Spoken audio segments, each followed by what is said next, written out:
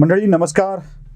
झूठ बोले कव्वा काटे हे शीर्षक वाचून तुम्हाला जरासं आश्चर्य वाटलं असेल, कारण मी शरद पवारांचा फोटो थंबनेलवर ठेवलाय. झूठ बोले कव्वा काटे असं म्हणतोय, नेमकं मला म्हणायचंय तरी काय असा प्रश्न आपल्याला पडला असेल. पंतप्रधान नरेंद्र मोदींनी शरद पवारांना महाराष्ट्रात सरकार स्थापन करण्यासाठी ऑफर दिली आणि ती ऑफर शरद पवारांनी अशी धुडकावून टाकली. आम्ही नाही जा असं म्हणून थाटात त्यांनी राज्यात महाविकास आघाडीचं सरकार स्थापन केलं आणि चालवलं देखील. तरीही पंतप्रधान नरेंद्र मोदींनी शरद पवारांना विनंती केली, पवार साहेब तुम्ही एवढे ज्येष्ठ आहात, तुम्ही पुन्हा एकदा विचार करा. पवार साहेब म्हणले, आमचं आणि तुमचं जमत नाही, आम्ही तुमच्या सोबत युती करणार नाही. पवारांनी हे स्पष्टपणे एका कार्यक्रमात, अष्टावधानी नावाच्या कार्यक्रमात गिरीश कुबेरांच्या समोर सांगितलं. तुम्ही ऐका. ही गोष्ट स्वच्छ आहे की माझी आणि प्रधानमंत्र्यांची चर्चा झाली. त्यांची इच्छा होती की आम्ही एकत्र यावं, पण मी जाऊन त्यांना स्वतः त्यांच्या कार्यालयात हे शक्य होणार नाही, तुम्हाला अंधारात आम्हाला ठेवायचं नाही, आमची भूमिका ही वेगळी आहे असं सांगितलेलं. स्वतः मी जाऊन त्यांच्या ऑफिसमध्ये सांगितलं. पवारांच्या या विधानानंतर महाराष्ट्राच्या राजकारणात पुन्हा एकदा चलबिचल सुरू झाली, गोंधळ सुरू झाला. म्हणजे पवारांना मोदींनी ऑफर दिली होती आणि पवारांनी ती नाकारली, बघा ते किती ग्रेट आहेत, अशा स्वरूपाचं विधान करायला सुरुवात झाली. भाजपचे प्रदेशाध्यक्ष चंद्रकांत पाटील यांनी देखील ती मोठी माणसं आहेत, ती काहीही करू शकतात असं सांगून याला संभ्रमितच ठेवलं. अर्थात हे संभ्रमित ठेवण्यामध्ये चंद्रकांत पाटील वाकबगार होते, कारण त्यांना माहीत आहे की पवारांच्या विषयी अशी चर्चा होऊ देणं आवश्यक आहे. आता आपण विषयावर येऊया. शरद पवार जेव्हा पंतप्रधानांच्या भेटीमध्ये सरकार स्थापन करण्यासाठीच्या सहकार्याची ऑफर दिली म्हणत होते, तेव्हा मी पवारांच्या आणि मोदींच्या झालेल्या भेटी संबंधीची माहिती घेतो. खरंच पवार किती वेळा मोदींना भेटले आणि त्यावेळेला पवारांनी काय सांगितलं? ज्या वेळी पंतप्रधान म्हणून शरद पवारांनी मोदींची भेट घेतलेली आहे, म्हणजे पंतप्रधान मोदींची शरद पवारांनी भेट घेतलेली आहे, म्हणजे पंतप्रधान म्हणून शरद पवारांनी म्हटल्यामुळे जरा वेगळं काहीतरी वाटण्याची शक्यता आहे, म्हणून जरा वाक्य बदल करतो. त्यावेळी पवारांनी आपण कोणत्या मुद्द्यावर भेटलो ते स्पष्टपणे सांगितलेलं आहे. त्याच्या बातम्याही आल्यात. म्हणजे पवार कधी भेटतात ते साखर कारखान्यांचा विषय घेऊन, पवार कधी भेटतात ते सहकारचा विषय घेऊन, पवार कधी भेटतात ते सहकारी बँकांचा विषय घेऊन, अशा वेगवेगळ्या विषयावर पवार भेटलेले आहेत. म्हणजे एक बातमी आहे, तुम्ही बघा की नागरी सहकारी बँकांच्या प्रॉब्लेमविषयी पवार भेटलेले आहेत. नागरी सहकारी बँकांचा विषय पवारांचा खूप आवडता विषय आहे. म्हणजे हा कसं सगळ्या महाराष्ट्राची आर्थिक नाडी हातात असलेला विषय आहे, त्यामुळे ते पंतप्रधानांना भेटू शकतात. आता अशा विषयांची चर्चा जेव्हा होते, म्हणजे मागे एकदा शरद पवार अमित शहांशी गुजरातमध्ये प्रफुल्ल पटेल यांच्या उपस्थितीत भेटले होते म्हणे. राष्ट्रवादीच्या प्रवक्त्यांनी नवाब मलिकांनी तर भेट धुडकावून लावली होती. अमित शहांनी ही भेट झाली की नाही हे जरा गुलदस्त्यात ठेवलं होतं. पवारांनी यावर भाष्य करणंच टाळलं होतं. माध्यमांनी भेट झाली असं सांगून टाकलं होतं. म्हणजे पवार कधी स्पष्ट बोलत नाहीत, सांगत नाहीत, ते गुलदस्त्यात ठेवतात. आणि असं गुलदस्त्यात ठेवून नंतर कधीतरी आपलं मत व्यक्त करणं पवारांना नेहमीच आवडतं. असं कितीतरी वेळेला झालेलं आहे.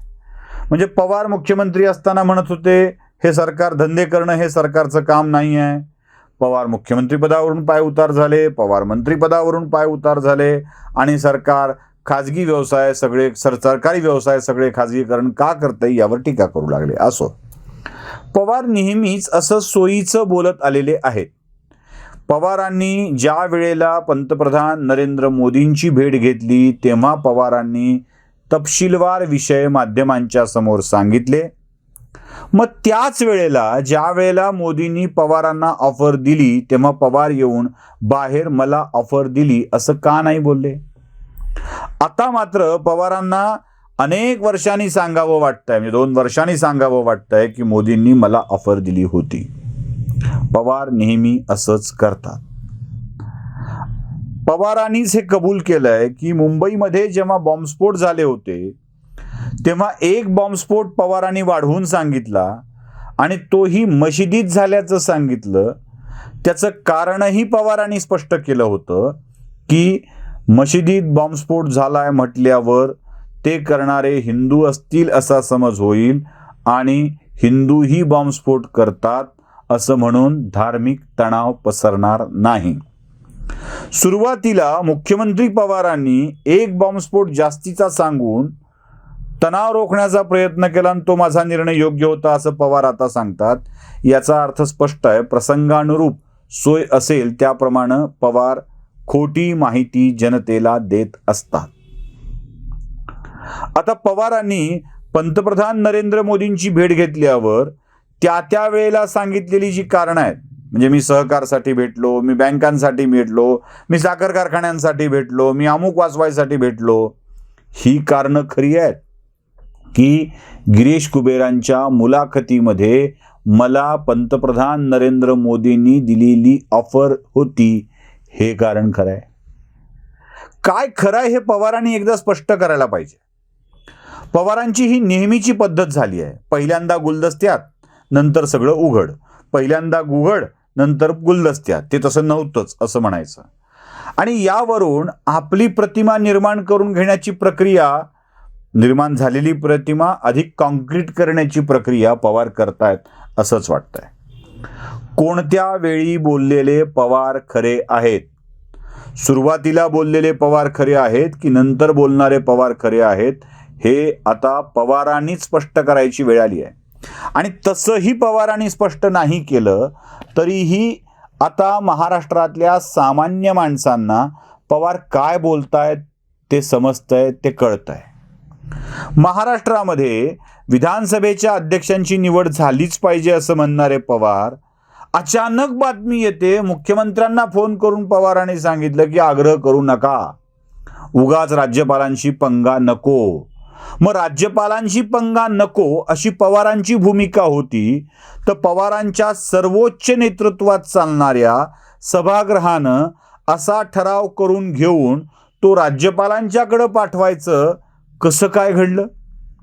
कारण संजय राऊत तर नेहमी म्हणतात पवार आमचे सर्वोच्च नेते आहेत, ते आमचे मार्गदर्शक आहेत, पवारांच्याच नेतृत्वात आम्ही सरकार चालवतोय.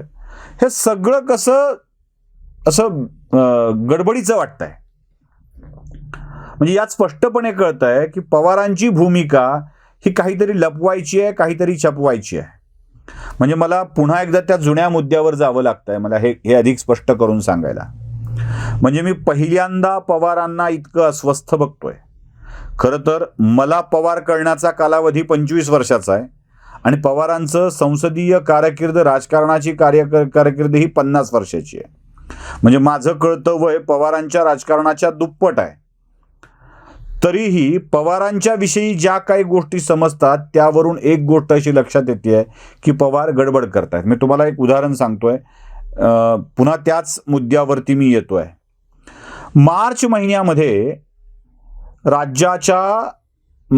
मुंबईच्या पोलीस आयुक्तांनी मुख्यमंत्र्यांना पत्र लिहून कळवलं की राज्याचे गृहमंत्री अनिल देशमुख हे हप्ते वसूल करण्याच्या सूचना माझ्या पोलीस दलातील अधिकाऱ्यांना देत आहेत. अशी माहिती मला पोलीस अधिकाऱ्यांनीच दिली. याबाबत गृहमंत्र्यांच्या बंगल्यामध्ये बैठक झाली. त्यांचे खाजगी सचिव आणि स्वीय सहाय्यक या दोघांनी मिळून तशा सूचना सचिन वाझेला दिल्या होत्या असं मला मुंबई पोलीस दलातल्या ACPनी फोनवर कळवलं. अशा आशयाची तक्रार मार्च महिन्यामध्ये परमवीर सिंग मुख्यमंत्र्यांकडे करतात.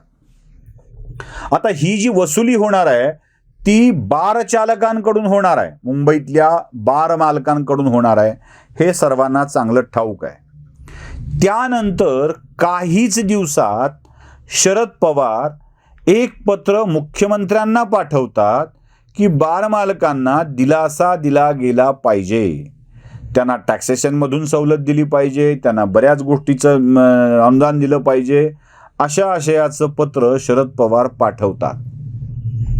अनिल देशमुखांच्या वरती वसुलीचे आरोप बार मालकांच्याकडून झाल्याबरोबर बार मालकांची काळजी वाहणारं पत्र शरद पवार मुख्यमंत्र्यांनाच पाठवतात.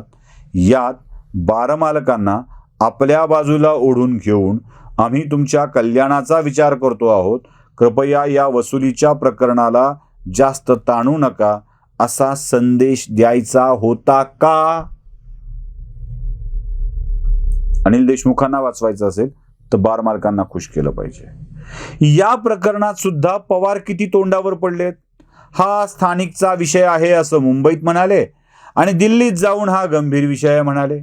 दिल्लीत जाऊन प्रेस कॉन्फरन्स घेतली आणि तिथेही ते क्वारंटाईन होते ते नव्हतेच असं बोलून टाकलं. क्वारंटाईन असण्याच्या काळामध्ये विरोधी पक्षाच्या देवेंद्र फडणवीसांनी त्यांची विमानाची तिकीटं सादर केली आणि पुन्हा पवार तोंडावर पडले.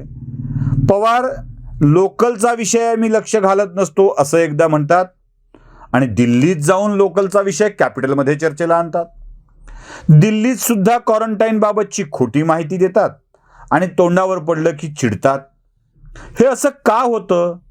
पवार सातत्यानं खोटं बोलत का आलेले आहेत? का ते या प्रकरणामध्ये अधिकचे अस्वस्थ झालेत? का त्यांना पुन्हा पुन्हा महाविकास आघाडीशी मी लायबल आहे हे सिद्ध करावं लागतंय? का पुन्हा पुन्हा महाविकास आघाडी अभेद्य आहे हे सांगावं लागतंय? याबाबतचा खुलासा आता पवारांनीच करायला हवा. आमच्या मनात मात्र एकच गाणं रुंजी घालतंय, झूठ बोले कौवा काटे काले कव्वे से डरियो. एवढंच आमच्या मनातलं गाणं तुमच्या समोर मांडण्यासाठी मी आलो होतो. नमस्कार.